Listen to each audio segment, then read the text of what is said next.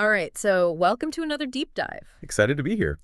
Today we're looking at Rena Hicks. Oh yeah, Brenda Hicks. She's a financial expert with a pretty unique perspective on wealth, I think. We're going to be digging into a YouTube video Okay, from Cleaning the Airwaves. interesting. And I think you'll find her story especially helpful if you're just starting your career journey. For sure. So one of the things that really struck me about Rena is that she didn't follow that kind of like traditional Wall Street path to financial success. Yeah, like a lot of the other financial people we've talked about. Yeah, right. She built her understanding from the ground up, starting with jobs that were, well, let's just say, far from glamorous. Yeah, for sure. Like really far. Yeah. So thinking about her early experiences really makes you rethink that whole thing, that whole idea of like save 20% of your income. Yeah. Right? Yeah. Like imagine starting your career cleaning houses. Or, I mean, and then this one really stood out to me. Delivering milk and juice in the scorching Australian heat. Wow. I mean, Uh, talk about a challenging way to earn a living, right? Yeah. No kidding? It sounds like she really knows firsthand what it's like to kind of live hand to mouth. Yeah. And I think that really shapes how she gives financial advice now. Right, absolutely. And that's what's so refreshing about her perspective. It's not just about spreadsheets and percentages, but it's this emphasis on mindset Right. and understanding this power of what she calls income as seed. Oh, I love that. It's such a powerful analogy. So Yeah. she basically encourages us to view our income not just as money to spend, but as a resource to invest in and to grow. Yeah. And just like planting a seed, right? You nurture it, you give it the right conditions, and over time, it multiplies. It's so true. It's like she's saying, don't eat all your seeds, plant them. Right. I love that. Plant them. And it really flips the script on how we think about earning and saving. Absolutely. And it's clear, like, Rena is all about building that solid foundation Yeah.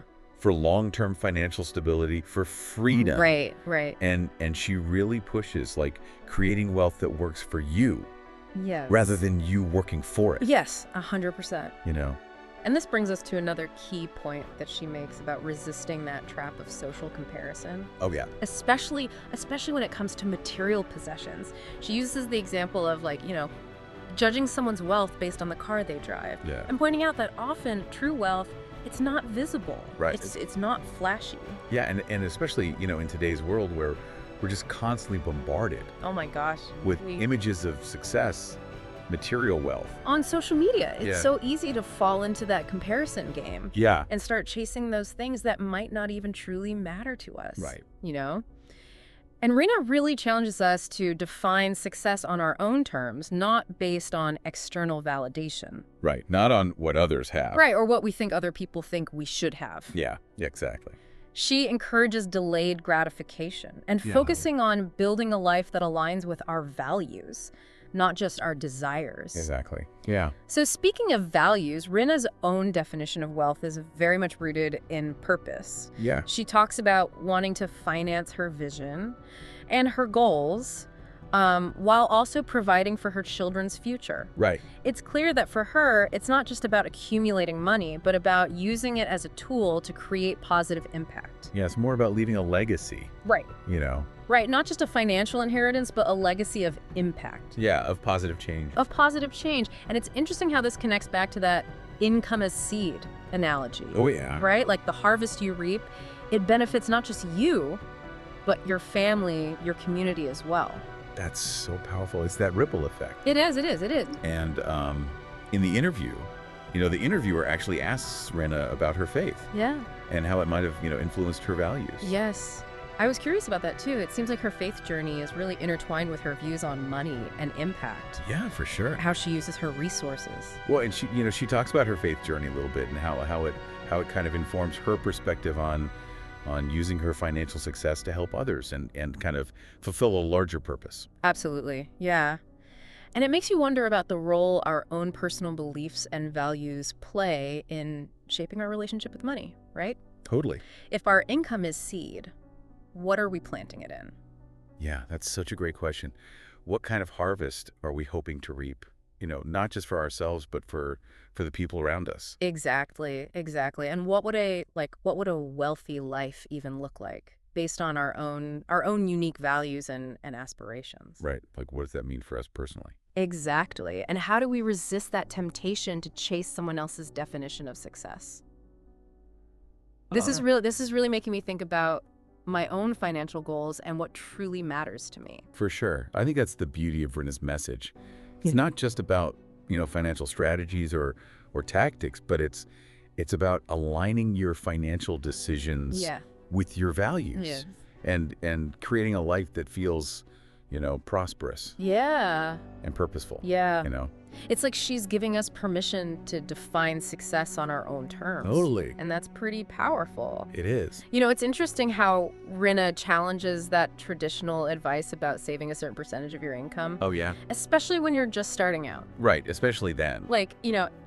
it's like she's saying that those early years, it's really more about survival than spreadsheets. Yeah, for sure. For now. It is. Like, if you're barely making ends meet, trying to squirrel away 20%, it feels impossible. Yeah. Right. And maybe even counterproductive in some ways. Right. Like, you need that money to live Yeah. and grow. Yeah, and instead she suggests like really focusing on increasing your earning potential first. Right. Exactly. It's about finding ways to get more seeds to plant, so to speak. Yeah. Get those seeds. Right. And she encourages us to explore like side hustles, invest in our skills, even consider like unconventional career paths Yeah. that might offer more growth, Yeah. more opportunities. Yeah. It's that growth mindset, Yes. even when you're in a tough spot financially. Yeah.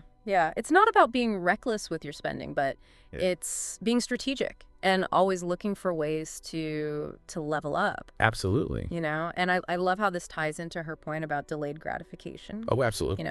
It's so easy to get caught in that comparison trap, especially when it comes to the stuff. Oh, yeah. The stuff for sure. Yeah, material possessions. She talks about how we tend to measure ourselves against others. Yeah. She uses the example of like judging someone's wealth based on the car they drive. Yeah, right. And coming from her background as an Yeah. investment banker, she's seen firsthand how misleading those outward appearances can be. Oh, for sure. Right. Yeah. It's fascinating. Like she points out that some of the wealthiest individuals she's encountered live surprisingly modest lives. Right, because they're focused on building that lasting wealth, Yes. not just flashing it around. Right, exactly. Right. While others might project an image of wealth that doesn't actually match their financial reality at all. Oh, totally. Keeping up with the Joneses. Yeah, exactly. Right. So she really encourages us to focus on building genuine wealth, not just appearances, For sure. and to define wealth, on our own terms. Yeah. Not based on societal pressures or what we think we should have, at a certain age. Yeah, right. Forget the shoulds. Yeah. Forget the shoulds. Or stage in life. Yeah, exactly. Which leads us to her very, deeply personal definition of wealth. Mm-hmm. For Rinna, it's about having the financial freedom to pursue her passions, Yeah. her goals, without being limited by money. Yeah, without that constraint. Yeah. And to be able to provide for her children's future, Provide those opportunities. Yeah, give them opportunities that maybe she didn't have. Right. It's about creating that legacy that goes beyond material possessions. It does, yeah. And it seems like her faith plays a significant role in shaping that perspective for her. Yes, definitely. Yeah. Yeah, the interviewer, asks her about her spirituality. Yeah. And how it influences, her values. Yeah. And Rinna talks about how, her faith is kind of interwoven with her views on money. Yeah. And the importance of, using her financial success to bless others Yeah. and fulfill her purpose. Yeah. It's a powerful reminder that our relationship with money can be deeply connected to our personal beliefs. Absolutely. And our values. Yes, it's not just like numbers on a spreadsheet. Right. It's about aligning our financial decisions with what truly matters to us. Yes. And that's such a crucial takeaway for anyone listening, especially those who are just starting their career journey. For sure. Especially then. Right. Yeah. It's so easy to like get caught up in the hustle, Yeah. the pursuit of, material success, but Rinna's story, it reminds us to kind of like step back Yeah. and ask ourselves like, what kind of legacy Yeah. do we want to leave behind? What kind of impact do we want to make on the world? Right, exactly. Yeah. And how can we use our resources, including our income, to achieve those goals? Yes. Yes. It's about recognizing that our financial decisions, they have this ripple effect. They do, yeah. They impact not just ourselves, but our families, Yeah. our communities. Even the world at large. The world. That's powerful. Right. Yeah. And that brings us back to her powerful analogy. Oh, yeah. Your income is your seed. Love that. So good. Right. Yeah. Every financial decision we make, it's an opportunity to plant something that will grow and bear fruit. It's true. Right. Yeah. We can choose to invest in ourselves, our families, our communities, causes that we care about. Right. And the harvest that we reap will depend on the seeds we choose to plant. Exactly. So what are you planting? Yeah. What are you planting? What kind of financial garden Yeah. are you cultivating? What are you nurturing? What are you letting wither? Right. Exactly. What do you want to grow? And what kind of legacy do you hope to harvest? I mean, these are big questions. They are big questions. And I think Rena's interview really encourages us to take the time to reflect on them. It does. It makes you think. It really does. Yeah. It's about taking ownership of our financial journeys and making choices that align with our values and our aspirations. It's about remembering that we have the power to shape our own financial futures. You do. We have the power. That's the amazing thing. It's just amazing how Rena's journey really, really highlights that financial success isn't just about luck Right. or privilege. It's not like you just get lucky. It really isn't. And it's so much more than, just being born into the right family. Right, exactly. It's about mindset. It's about strategy. It is. And aligning your actions with your values. Aligning, yeah. Right. Making sure those things are all in sync. And she didn't start out, with a silver spoon in her mouth. Well, no, not at all. She hustled, she learned, If she put the work in. she adapted, Mm-hmm. and she kept pushing forward even when things were tough. She's got that grit.